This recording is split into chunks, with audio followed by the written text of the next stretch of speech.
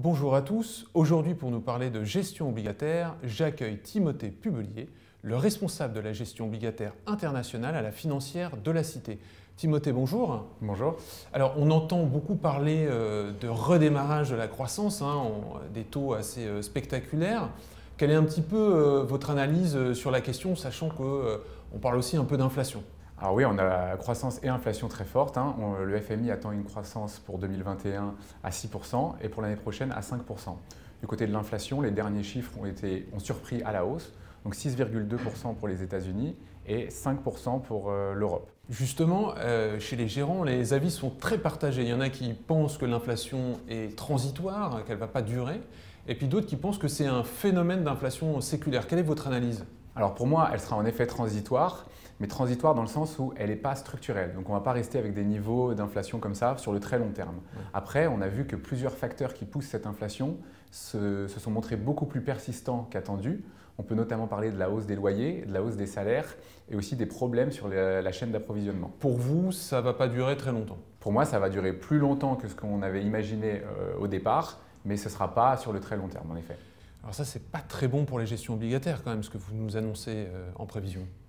Alors pour les gestions obligataires classiques, c'est très mauvais parce que donc le point de départ des taux est très bas, donc on a des rendements très faibles sur les fonds obligataires. Ouais. Et en plus de ça, on a un potentiel de hausse des taux qui ferait une perte en capital parce qu'on le rappelle, quand les taux montent, les obligations baissent. Comment on fait pour manœuvrer sur des marchés qui sont aussi compliqués, enfin qui s'annoncent aussi compliqués? Alors donc Financière de la Cité, on a décidé de créer en 2018 le fonds FDC Stratégie Obligataire qui va se différencier des fonds obligataires classiques principalement sur deux raisons. D'abord, il est très flexible.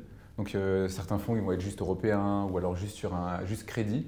Là, lui, il investit sur tout le spectre obligataire. Donc, crédit, souverain et sur un large éventail de pays.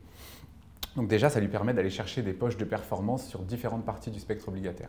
Ensuite, on va avoir quelque chose qui est encore plus important, c'est la sensibilité. Et il a la capacité d'avoir une sensibilité négative. Alors négatif en sensibilité, clairement, ça veut dire que vous immunisez vos prises de position contre une éventuelle remontée des taux, c'est ça? C'est ça. La sensibilité, on le rappelle, c'est la fluctuation des cours d'une obligation en fonction d'une hausse de 1% ou d'une baisse des taux. Donc là, le portefeuille est capable de profiter de la hausse des taux et donc va avoir des performances complètement décorrélées des marchés obligataires traditionnels qui n'ont pas cette capacité. Alors justement, les performances, on peut s'interroger dessus, c'est payant cette stratégie? Alors les performances sont très bonnes. Le fonds en 2019 et en 2020 a fait 3,6%, donc des performances très stables. Et cette année, en 2021, quand un benchmark obligataire classique va perdre plus de 2%, on arrive à avoir une performance positive de 0,5%. Tout ça avec une volatilité bien moindre aux indices et aux fonds comparables. Donc vous êtes assez confiant pour l'année prochaine? Assez confiant pour l'année prochaine. Je peux vous donner deux exemples de trades qu'on a en portefeuille. C'est des trades de courbe. Donc il y a un module de valeur relative dans le portefeuille. Le but, ça va être d'arbitrer un actif contre un autre. Donc ça peut être par exemple long France contre court Allemagne. Et en ce moment, on a des trades de courbe en portefeuille. Donc on va jouer la pontification ou l'aplatissement de la courbe. Aux États-Unis, on joue l'aplatissement de la courbe. On espère que la Banque centrale va remonter ses taux plus tôt que prévu. Donc les taux courts vont remonter et la courbe va s'aplatir. Alors qu'en Europe, c'est le contraire. La Banque centrale européenne va laisser filer l'inflation et la croissance sans toucher ses taux courts. Et donc les taux longs vont remonter et la courbe va se pontifier. Et justement, vous immunisez sur ces parties de la courbe, c'est ça? Ce sont des trades qui sont neutres en sensibilité. Donc les taux peuvent bouger à la hausse ou à la baisse. Ça ne va pas impacter le portefeuille. Par contre, c'est l'écart entre deux maturités, par exemple le 2 ans contre le 10 ans. C'est l'écart entre ces deux maturités qui va faire la performance du portefeuille. Très bien. Timothée, merci. Merci.